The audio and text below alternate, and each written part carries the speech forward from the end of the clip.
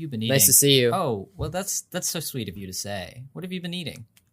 See here, I'll give you a visual reference. It's like a small Starbucks double shot espresso thing. It gives me the boost I need, and the caffeine constricts the blood vessels in my head and takes away my morning migraine. So it's not only tasty, but it's medicinal. What about you? I myself had a brown sugar cinnamon Pop-Tart. Do you toast your Pop-Tarts?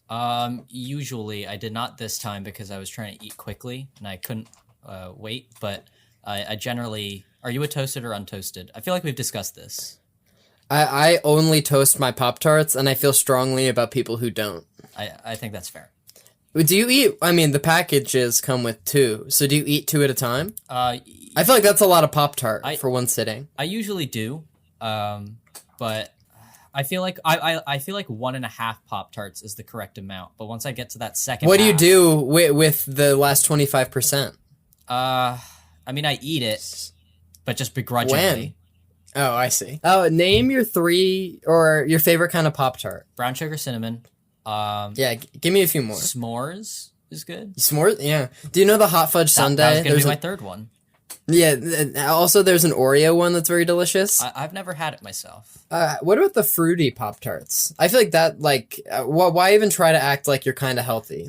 I've had, I mean, I don't have, an issue with them, but the thing is, it's I'm not going for nutrition when I eat a Pop-Tart. You know what I mean? That's what I'm saying. You might as well, lean into the skid a little bit. And that, if you're having a Pop-Tart, have hot fudge sundae. Just, go for it completely. It's garbage, accept that, and then just enjoy it as much as possible. Parth, so this was nearly the lost pod. This is true. Do we want to cut to the intro so we can tell the lovely listeners how they were almost unable to listen to this episode? How we found the lost pod. We relocated it. Should we do that? We shall, yes. Cue the intro.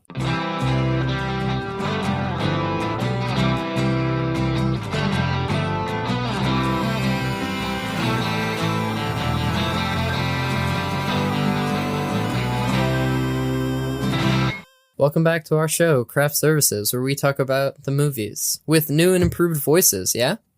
This is true. This is true. Also, yes. Trent, your voice level, perfect. Beautiful. Oh, thanks. I'm trying to talk soft. Each week, we interview someone who worked on a movie we like, because we're a podcast about what? The movies. Yeah. If you haven't heard about podcasts yet, they're a thing. Film, also a thing. So, just combining those. This was nearly the lost pod, Parth. That's true. That's true. Explain why, how, and how we found it. So this week we interviewed Joseph Cicio, who was the second unit camera operator, or one of them, for Spider-Man 2, as well as Spider-Man 3. And it was And Iron Man 2. Yeah, he's done a lot of cool things, a lot of cool superheroes. He also did Logan. Wasn't he very nice, best of all? He was incredibly nice. He was very gracious with his time. I called him Mr. Cicio, and he said, hey, call me Joe. And I was like, yeah. It's so nice to be treated like an adult. Yeah, by an adult. Yeah. But because I haven't worked on Spider-Man 2 at all, compared to him, who's definitely worked on Spider-Man 2. So that's why he's on the show. We interviewed him, and we used a site called Squadcast. And sorry, Squadcast, we're going to call you out. No, but also this is... we're gonna pat Squadcasts on their digital back at the end of the story. Yeah. After they betray us. But Trent, let's keep the suspense rolling. So We're recording this interview, right? And he's on the call, and the way Squadcast works is everything is going swimmingly. The way Squadcast works is that it records each person's tracks individually.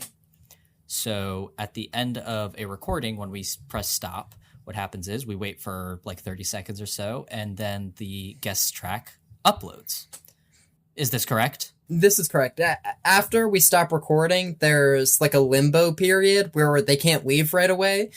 So we have to small talk them and talk about the weather. And this is where things got a little hairy. Yes, I as we were small talking Joseph Cicio, and I was like, yeah, it's cloudy.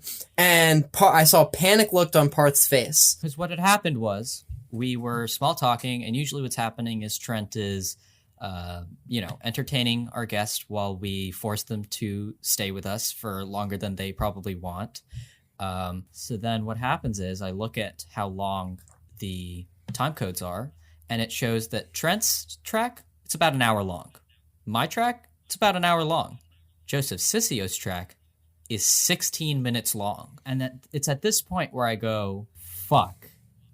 Yeah. Because I thought that we had lost the interview, and I was so scared because I was like, how did this happen? Why is this happening? And then I had to tell Joseph Cicio to his face, damn it, that we may have to redo this interview because the site didn't record it. And to his credit, Joseph Cicio was incredibly nice about it and said he would gladly record whenever he was available. But you could sense the pain in his chuckle.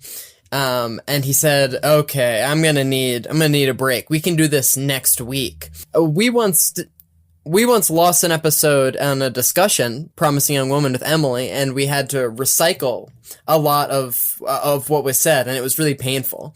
And I'm sure for an interview, to make this man answer the same questions, it would have been a lot to ask.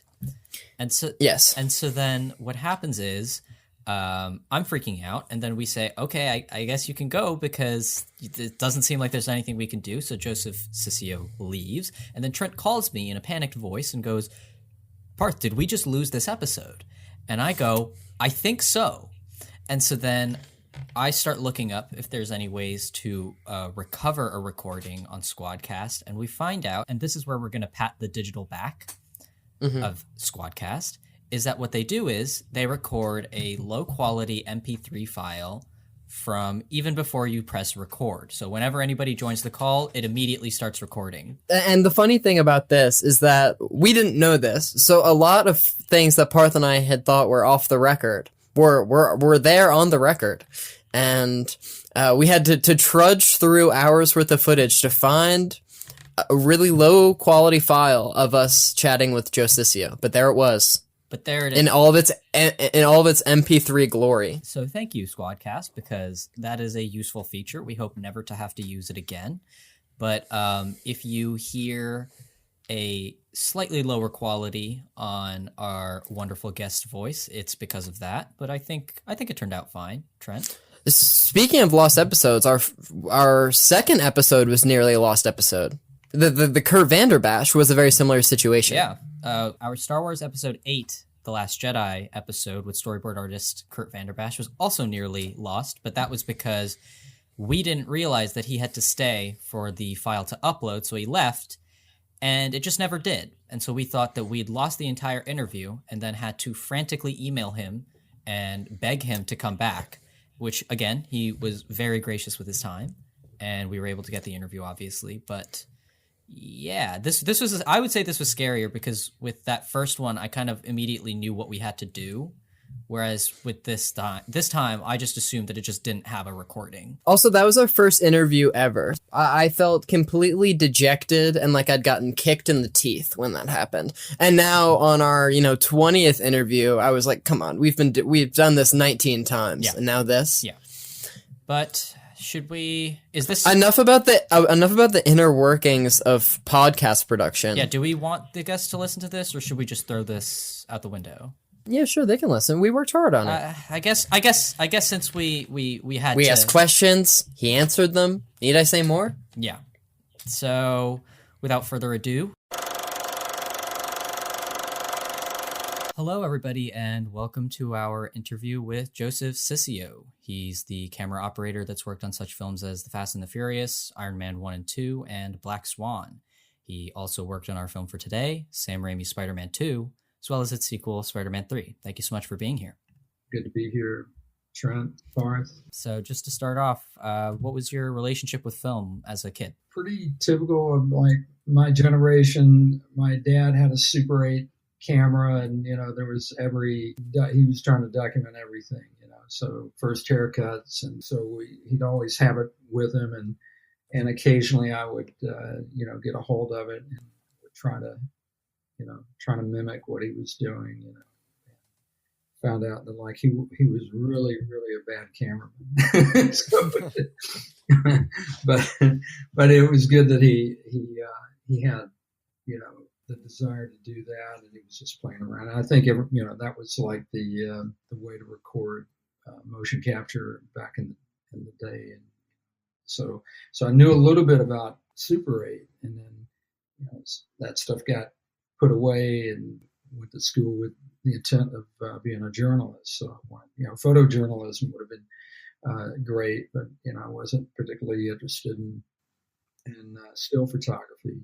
So I found myself wanting to maybe be involved with storytelling, or even just doing anything that required a camera and being able to tell a story. So after college, I didn't necessarily go to film school. I did take some film courses, but mainly it was more towards journalism and broadcast journalism, and was trying to pursue that, and accidentally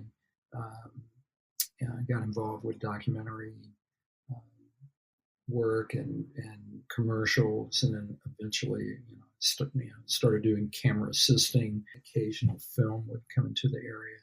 It's cheaper to hire someone local.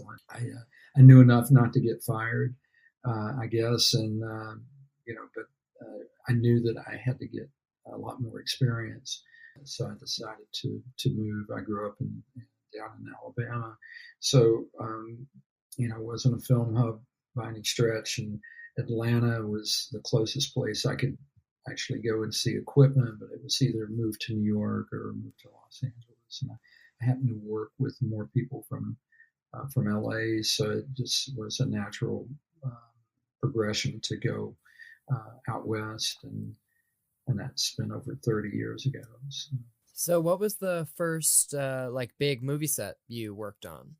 It was interesting. Way back, I got hired on to be a camera assistant at down in Pensacola, Florida, which was where the USS Lexington, which was a World War II aircraft carrier. It's no longer, I think it's like a floating museum now, but back then they were using it for this period piece, and it was like we were even filming old World War II era aircraft taking off from. We'd go out into the Gulf of Mexico and shoot these battles, the Battle of Midway, and so I was seeing some like, wow, this is crazy that you could actually do this, and so I was really lucky, fortunate to see that pretty early, and that was before I moved to Los Angeles. So I was seeing some things pretty early on. I knew that if I was, most of the crew that was working on it, especially camera crew, were from LA, and there were some folks from Chicago and a few from New York, and it was a big enough project that it hired people from all over. I thought, all right, well, if I want to continue down that path, I'm going to have to make the move. Jumping forward a little bit, how did you get involved with Spider-Man 2? Everything in the industry is freelance, so you get, whether you're in camera or production design or editorial, usually a team starts to develop, and you go from one project to the next to the next. So prior to Spider-Man 2, the director of photography, Jonathan Taylor, who I had worked with, he's a cinematographer, DP, and he's a director DP. So Jonathan, I had met him on Tim Burton's, what was it, Planet of the Apes. So from that, we hit it off from the get-go, and to this day we still work. Actually, the show that I'm about to start in another few weeks is with Jonathan. So I think it's we've done 21 movies together. So yeah, so typically that's how it can work in the industry, especially for camera crews and editorial crews, production design crews, that you tend to flow from one project to the next, unless you leave and go off into a whole different direction, like documentary or commercials or something. But on the film side, on the movie side of things, you find that you start to work with a core group of folks. People come and go and leave for other projects, but So that's what happened with Spider-Man 2. He had asked me to come and operate it, and that was for the second unit action effects unit guys. So the core team of folks involved with that were people that had a lot of experience. Jonathan Taylor, I think his first job was as a clapper loader. He's from the UK film side of things. So his first job was clapper loader for Goldfinger, one of the Bond films. So so I was really lucky to be involved with people who've been around for a long time with all this great experience, and so that's how that happened.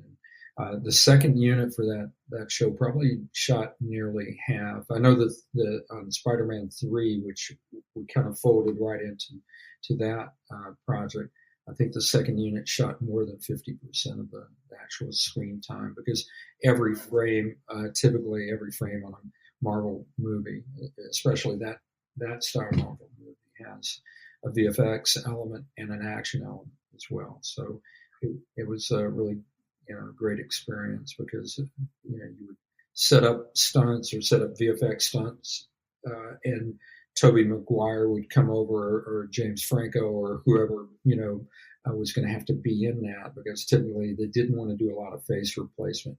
Use a stunt double. Once you see Spider-Man full head gear and everything, that's one of three acrobatic level, like Cirque du Soleil level stunt people who were doing all that wire work. So that took the only time Toby had to be in that environment was when. More generally, whether it's the director or the second unit director, how would you say they communicate to you, the camera operator, about what they want on a given shot, or where is your directions coming from? Storyboards. Sam would have these fantastic storyboards drawn. From that, sometimes they would want to do an animatic, which would be done in platform. But so you would get the gist of the camera movement, and especially if, because the wire work would have to be pretty precise. So if you were going to have a stunt person on a wire, how that action element would have to be filmed would come down to just the physics of, how quickly could a camera move. If it's, say, Spider-Man moving through a canyon of Manhattan, down 6th Avenue, typically you wouldn't go and shoot that in New York. We'd shoot the background elements. And at that time, this is pre-digital, so we're shooting film, usually 35 millimeter 4-perf pull down, or VistaVision, which is 8-perf horizontal. And so once you are filming with that large target area of film, they can do. ILM was doing most of the VFX, and then it was Sony ImageWorks that ultimately took over the VFX post-production with compositing and CG lighting, CG element that had to be rotoscoped in and all. So once we figured out the physics of, say, Spider-Man is coming through a canyon, that's all in green screen. We didn't really have like a wireframe background that we could put in and kind of see how that would work.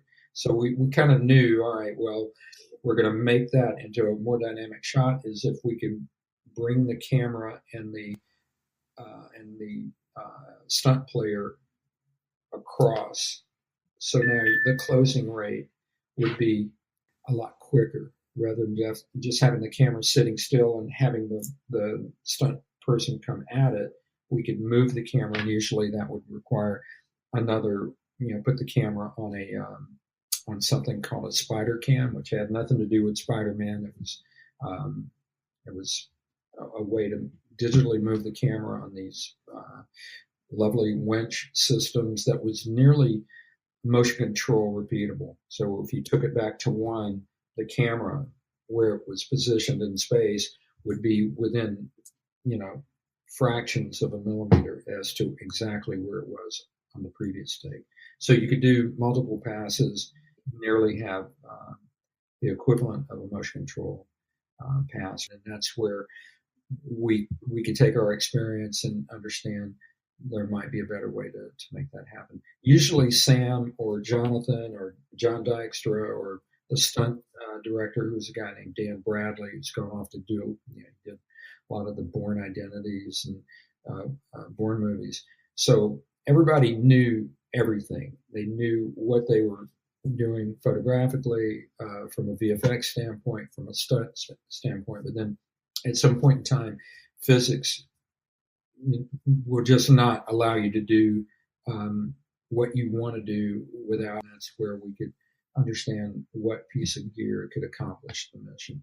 Usually Sam would, especially if there was one of the lead actors was involved with it, he would be there to direct them. But as far as getting input from the directors, whether it was Sam or Jonathan or John, I mean, immediately they would say, yeah, that's not going to work. What if, can you outrun them on a pan, and then we can, let's make a different maneuver. And so everybody's kind of working in concert on how to accomplish, the particular shot mission, because ultimately those shots, whether they last for 30 seconds or 3 seconds or less, I mean, they're really critical to the timing of that particular edit. It's, if you're looking at an animatic, it's usually when they sign off on that, it's a pretty precise visual. It'll slip and slide one way or the other, but you can almost just plug in the live action elements. And then once you see the compositing, it's like, wow, that kind of worked exactly how everybody envisioned it. Mm-hmm.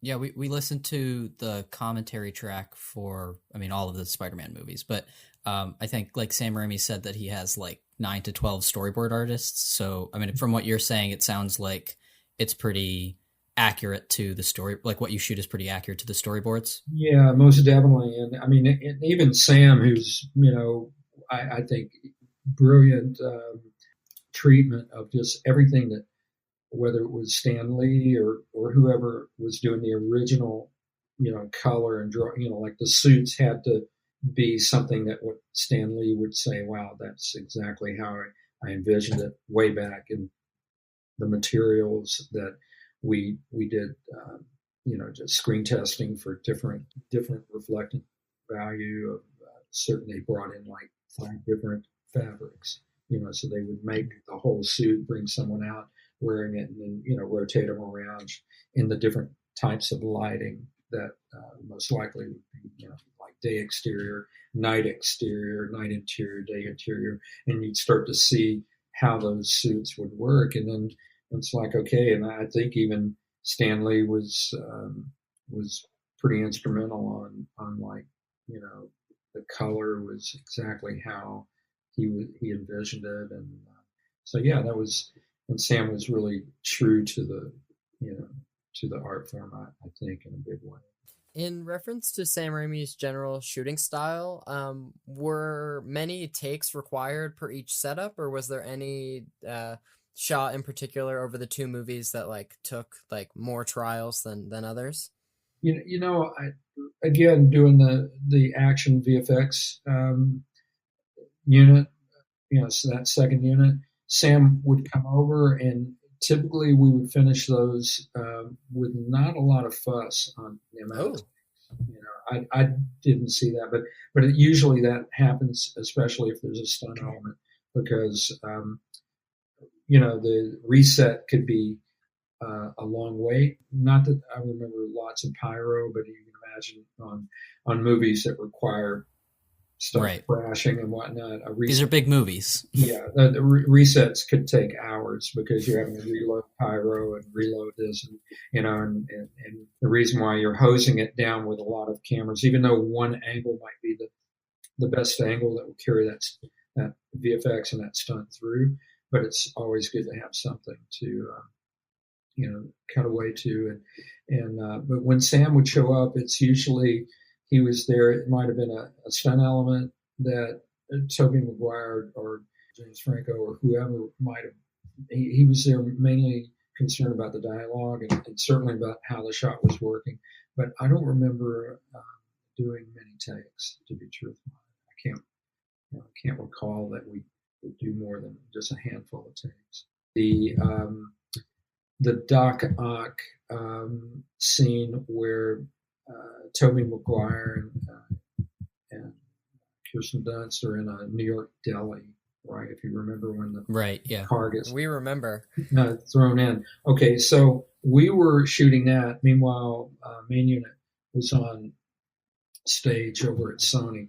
Where that New York deli unit was filmed was, believe it or not, on the back lot of Universal, because the back lot already had a bit of a New York Mulberry Street, feel, and that deli set was nothing more than a facade. They had to build trench plates that were vertical, and then there was a 45-degree massive, 1 foot diameter poles or 1 foot square beams that would hold it up. So when the car smacked into it, it wouldn't continue going. Like the background, was that just like a plate then? No, that was all practical. But the car coming through the window. So when you saw the interior of the deli, that was all just, deli set dressing, the tables, the board, tablecloths, all that was actually there. So we did all the scenes with, first unit came over and did the dialogue scenes with the actors.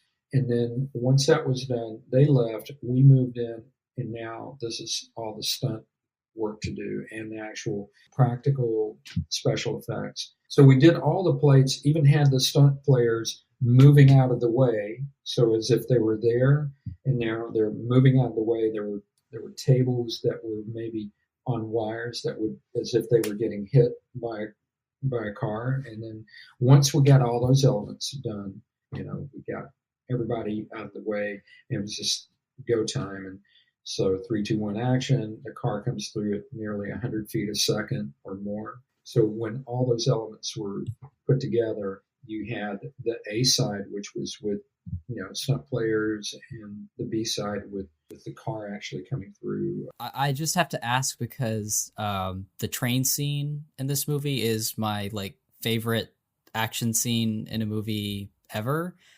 So if I guess if you were shooting the action stuff, you did work on that, and anything you could say on that would be amazing. No, that was we actually shot that at stage 14, actually 2 stages at Sony Columbia.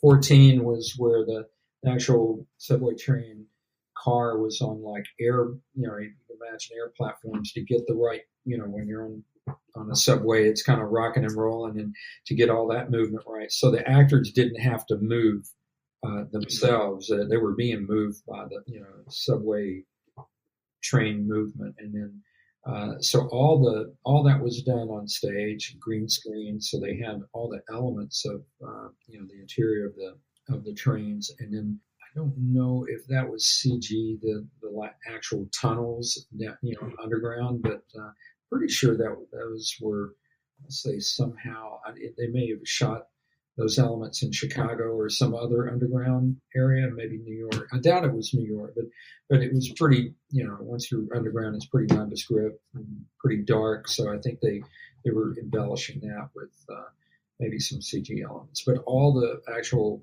acting and all the stunt work, that actually was done live action. Actually they built some subway cars.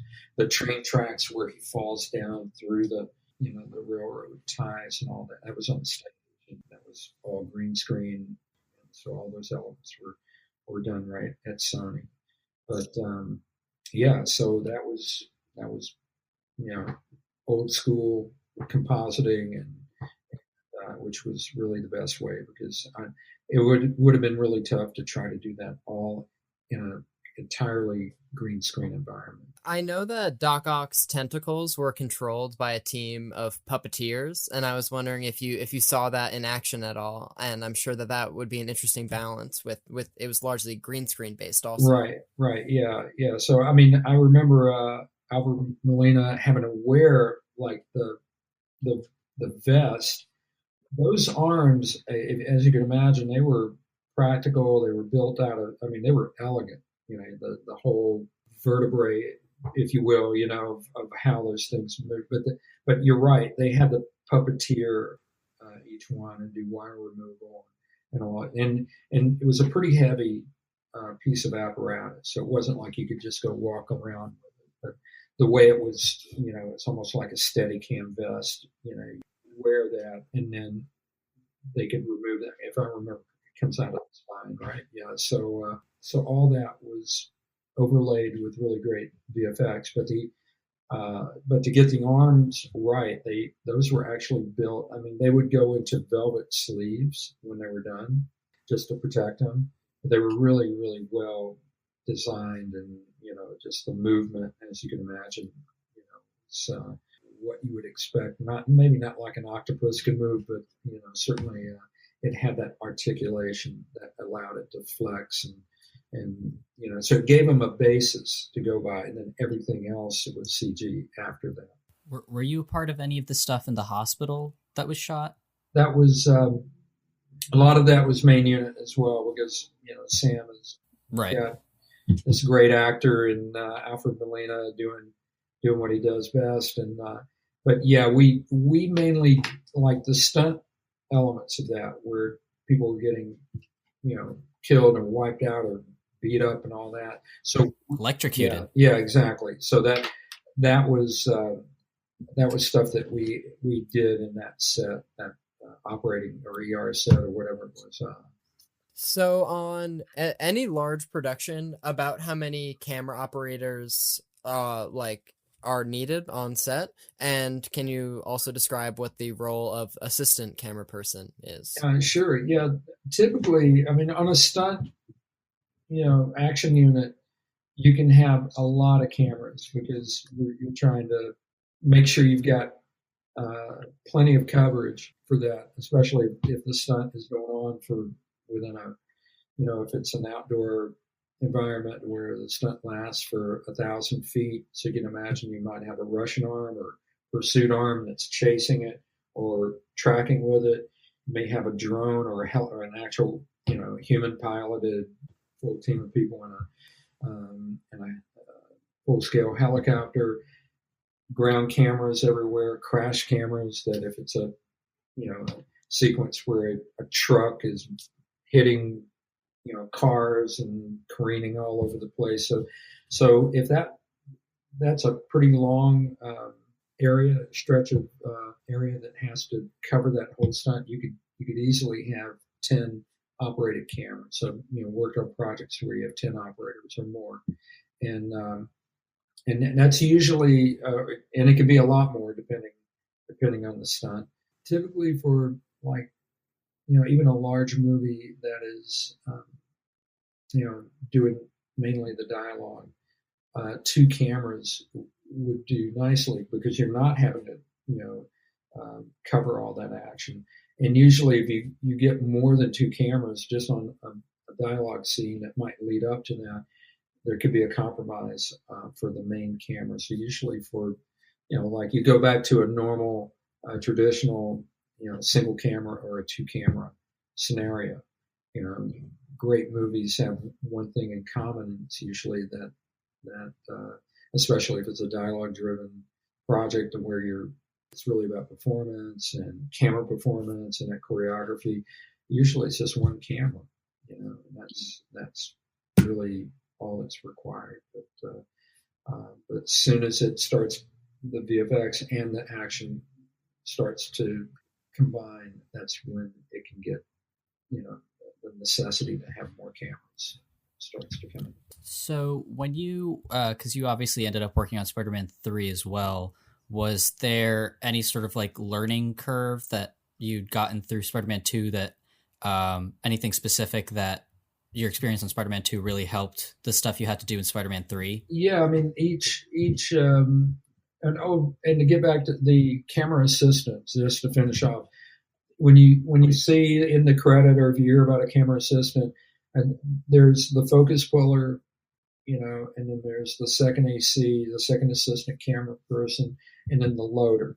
Whether you're shooting film or digital, it's the same basic crew count for camera, because whether you're shooting stunts or dialogue scenes, you have to have someone who can pull focus, because the cameras are moving, whether you're on a technocrane, on dolly, on a Russian arm thing with stunts going on. Sometimes it's night, you don't have a lot of depth of field, you're on a long lens, so it's really critical that the focus is on point. And there's no such thing as risking, even with some really great tools like a Preston, remote focus system. There is some autofocus capability, but you never risk blowing a shot by letting it do its thing, because it can give you really good accurate information as far as closing rates and things like that. But the human decision on when to take focus from that area to whip pan, and the focus needs to be on an actor who's about to give some dialogue. So all that is being done by someone who's called a focus puller, and then the second assistant is usually the one who's supporting the focus puller and clamping the slates and all the loaders. If it's film, they're bringing film. They're loading in the dark room, on stage or in truck. So it's the same team of people, just different cameras, but focus pulling hugely critical, and that's the first AC, first assistant. Second AC is there to when we call for a lens change. Usually they go grab the lens if we're using primes, zooms, whatever, and then they swap out the lens. So it's just a pretty elegant process of just making sure that stuff happens precisely. And so anyway, that's what's going on there. As far as what was learned from Spider-Man 2 to Spider-Man 3, you start to every movie has its look and its lensing and all of those things that start to develop. Usually you try to establish that before you get out into principal photography, but a lot of things start to get learned along the way. A certain actor or an actress, their close-up lens may not be a 50, but it might be a 65 or a 75. They just look, it just kind of gathers up all what they do, and it makes them look either a little more heroic or, depending on what you're trying to,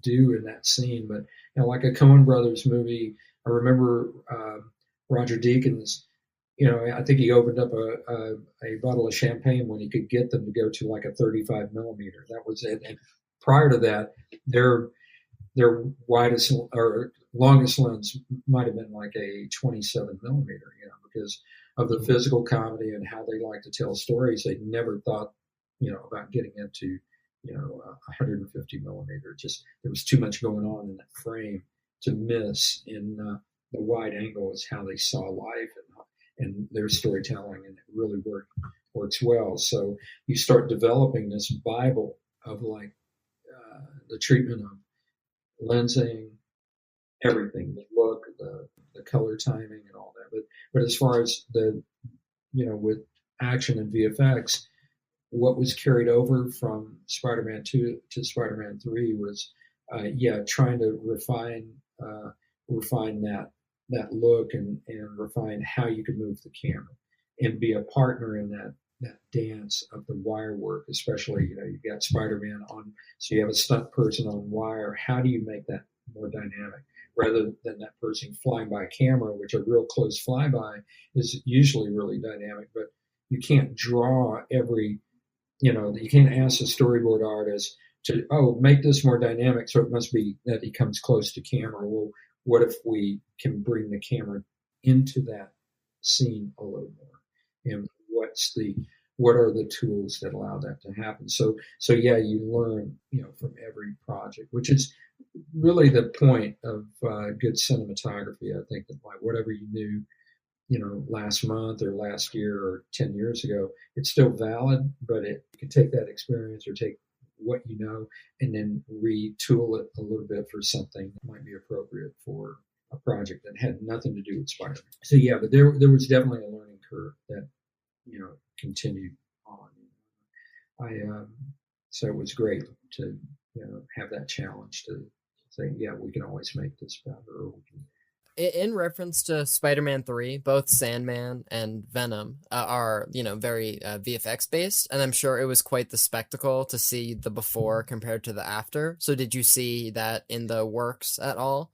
Yeah, no, crazy. I mean, there was like in the scene, the fight sequence in the armored car, there was a point where you could build a false bottom, put some sand, have Thomas, with this, he'd wear, like this prosthetic, which was, his weapon of choice, but that would just get him part of the way, almost like the Doc Ock, get the armature on the actor, and then the VFX will at least, go from there. A lot of times you couldn't, either the stuntman, say Alfred Molina, they couldn't do what they needed to do with that big heavy apparatus.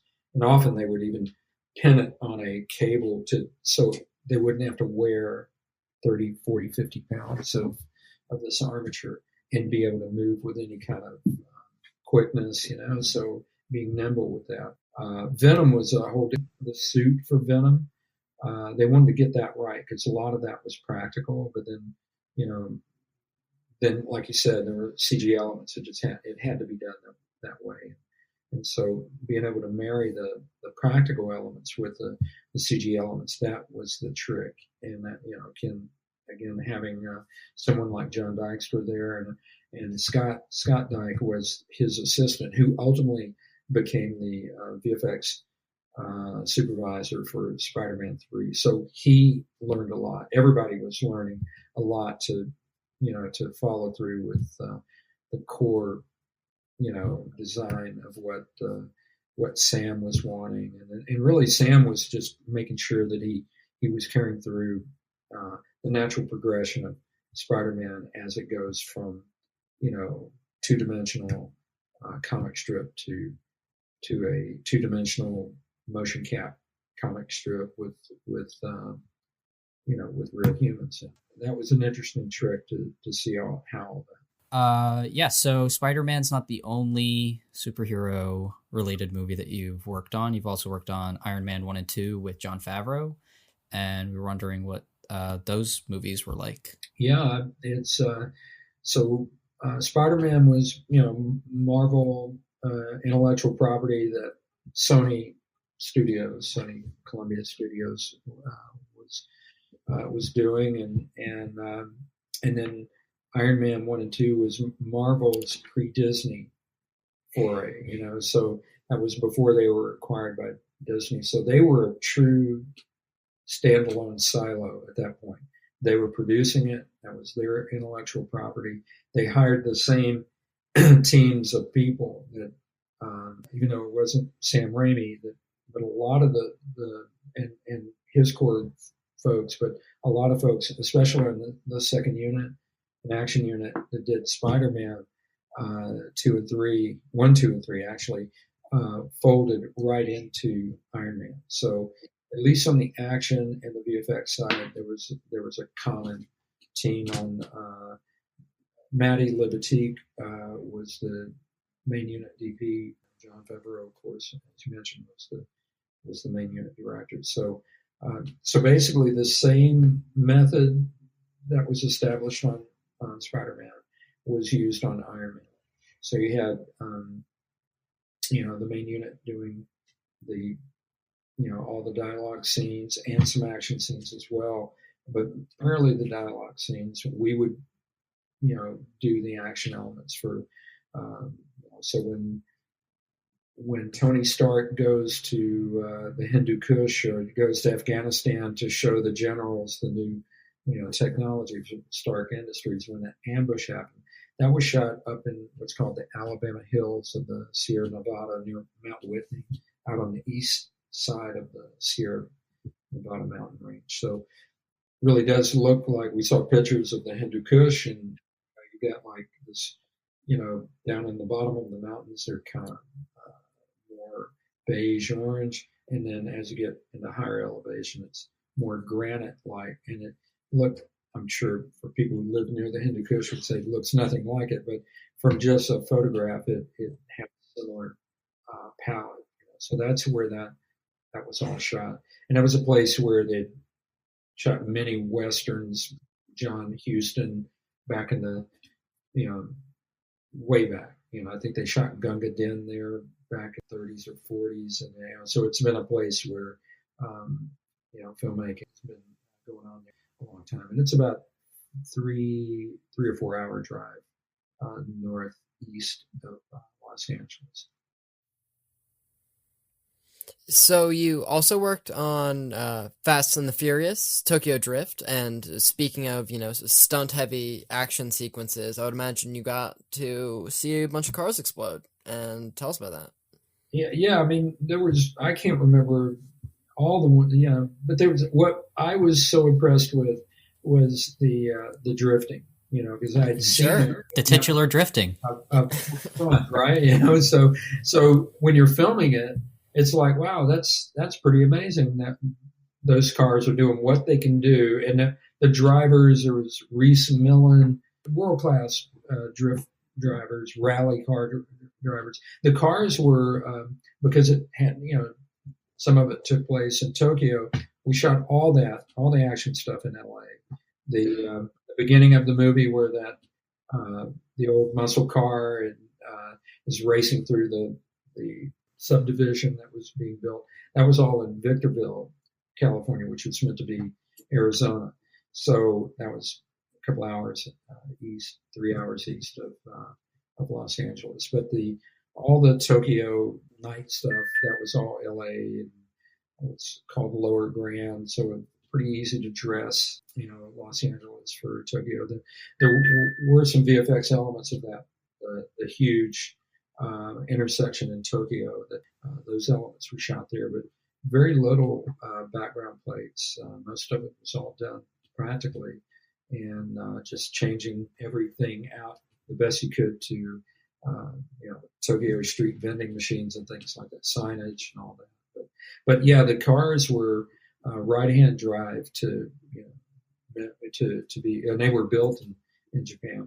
All the drift cars. The Mustang was the biggest thing. Reese Millen was tasked with trying to drift that, and they went through a lot of trouble because most drift cars are turbocharged, light alloy motors with a lot of torque going to the rear end, but it required some really great drivers to do that. Yeah, you see some cars that get blown up, and but the most impressive stuff is the drifting. And Terry Leonard, who was the stunt director, and he wasn't like, I think he started out as he doubled a lot of actors way back. Terry, I think he retired by now, but he started out his career on a John Wayne movie back in the 60s. So his experience was more like a cowboy, and he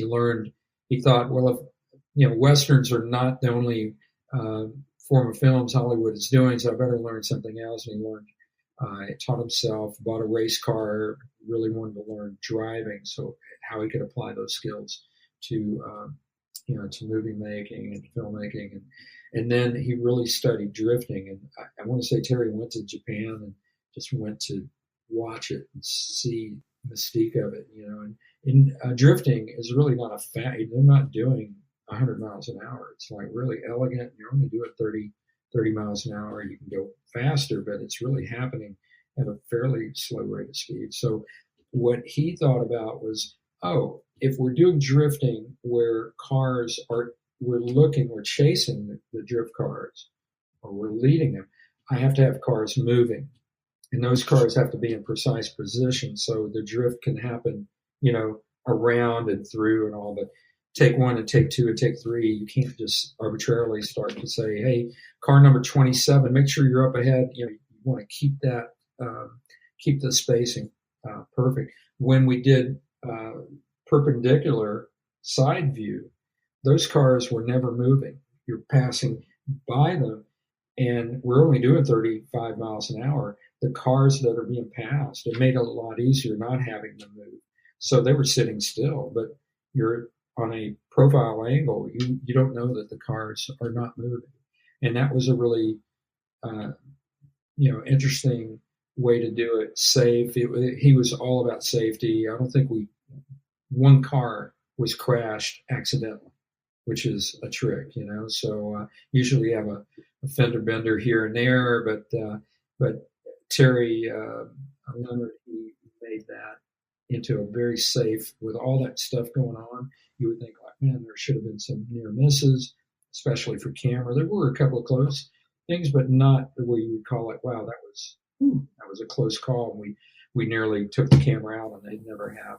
So to just talk about one last other movie that you worked on, I'm wondering what work you did on Black Swan, because that's not a very I wouldn't say there's any drifting of cars in that movie. No, less drifting. Less drifting, yeah. But it's to watch really skilled dancers do what they do is more elegant than any drift cars, but they are like amazing, and they're just so strong. You don't think of someone who can dance like that as being, obviously the guys that have to hold up a dancer and all, but all the dancers are strong, and they're all injured, which that's one thing you find out. They're like every athlete, whether they play tennis or football or what have you, they're playing injured. That's part of like the core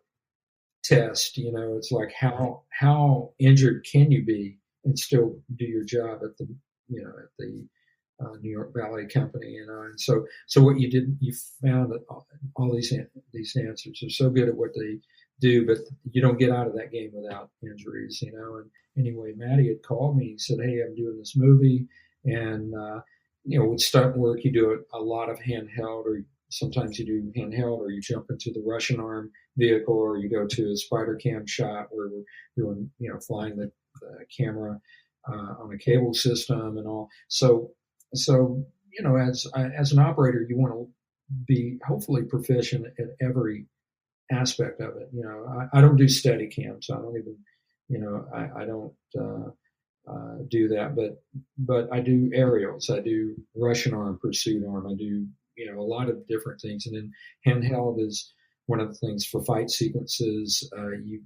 It's really good to be proficient at that, because to do a fight sequence well, you want to bring the camera into the fight. And if you ever shoot a fight sequence, don't worry about crossing the line. The more you can cross the line, because if you've ever been in a fight, no one's paying attention to the line. You get a hit here, whatever. So you want it to be confusing, and purposefully changing the shot so you don't know where the hell the hits are coming from. That's a good thing. That's the way it should be. And so if you're doing that handheld, it allows you to quickly maneuver that on the fly, and it makes it the less the audience knows what's coming, the more exciting that fight can be, and the more you can be into the shot.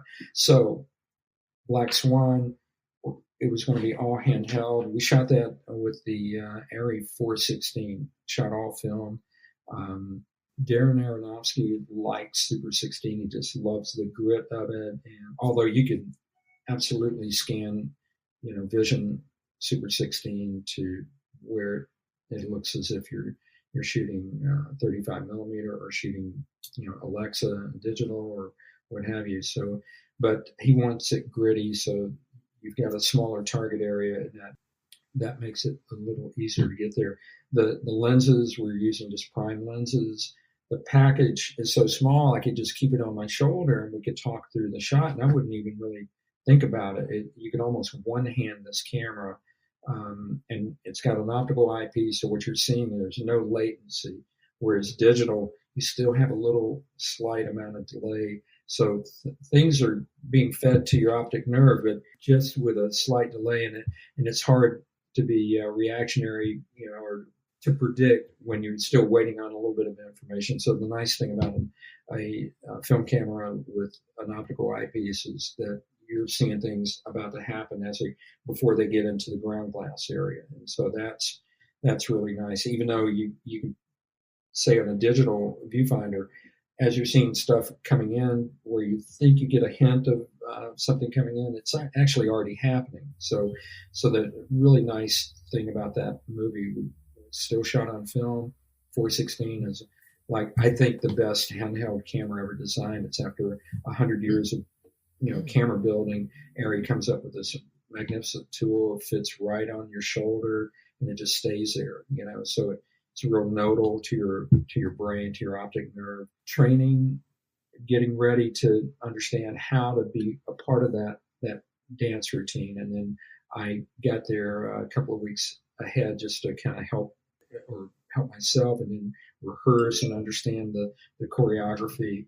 And Darren was really, wanting the camera, to part of it needed to be a dance partner to Natalie's work, and to all the dancers, but so to have that,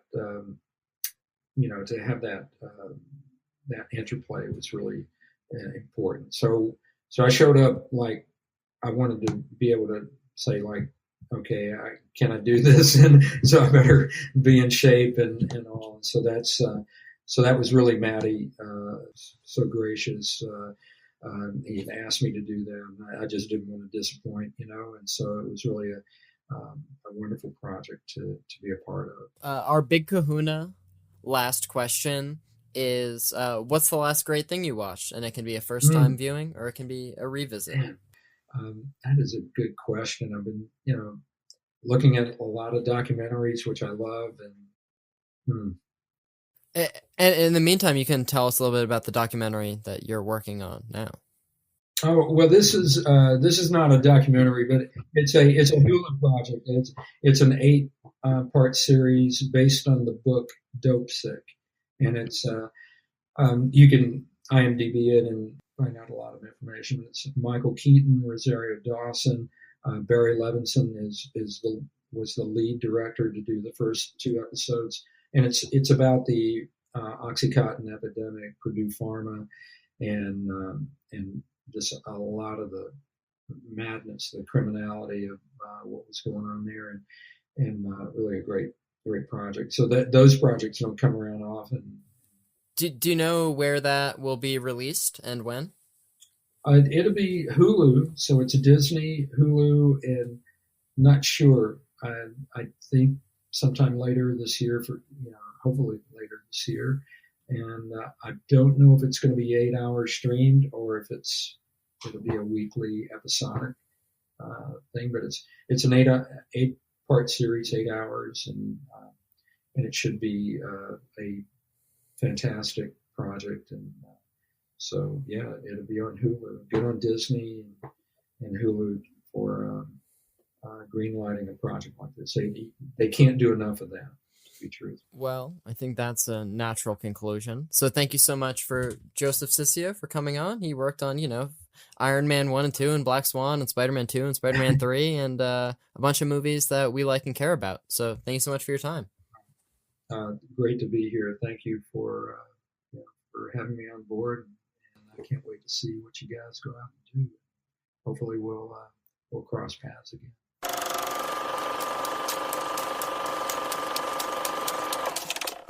Trent.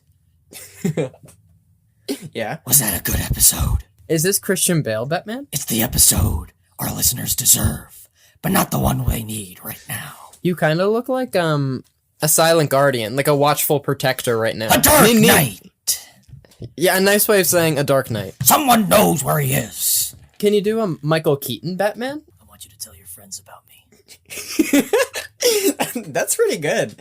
I'm Batman. Nice. I think Christian Bale's Batman voice is too low and too raspy. I know part of the point is distortion. I think it's ridiculous. And especially when he's talking alone or with people who know that he's Bruce Wayne, he still does the voice whenever he's in the costume. And that's part of what makes it lovely, because you know what it is? It's a superhero movie, which brings us to Spider-Man 2.